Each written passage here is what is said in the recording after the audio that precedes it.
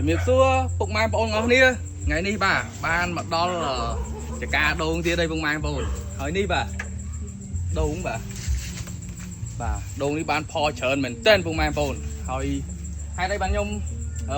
តែងតែមកដល់ចកាដូងតែងតែប្រតិទិភាពព្រោះខ្ញុំឃើញថាដំណាំបាទដូងនេះគឺគាត់តែងតែប្រើប្រាស់នៅប្រភេទជីបាទខាងខ្ញុំគឺជីធម្មជាតិបាទដីមាសចុះមកជួបនៅចកាដូងអញ្ចឹងទៅឃើញផលគាត់បានច្រើនអញ្ចឹងក៏ចែកម្លែកដល់ពុកម៉ែបងប្អូនទៅអញ្ចឹងបើសិនជាពុកម៉ែបងប្អូនចង់បានផលដូងច្រើនអញ្ចឹងបាទ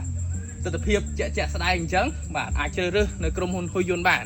ដែលមានគ្រប់គ្រងតាក់ទងជាមួយនឹងប្រភេទជីក្របដីមាសបាទប្រភេទម្សៅកបោដីមាសនិងប្រភេទតាក់ទងនឹងជីទឹកដីមាសដែលគាត់ប្រើប្រាស់ទៅតាមបច្ចេកទេសនៃផលិតផលហើយមានគ្រូបច្ចេកទេសបាទតែងតែចុះយកចិត្តទុកដាក់និងប្រឹក្សាយោបល់ជូនដល់គាត់ដល់ចកាផងដែរអញ្ចឹងពុកម៉ែបងប្អូនចង់បានដំណាំដូងទទួលបានទិន្នផលខ្ពស់អាចតំណងប្រឹក្សាជាមួយនឹងខ្ញុំបាទផ្ទាល់តាមរយៈលេខទូរស័ព្ទបាទ09គុតបាទ72ការ៉េ1និង0បាទ87 72ការ៉េ1ផងដែរបាទអរគុណ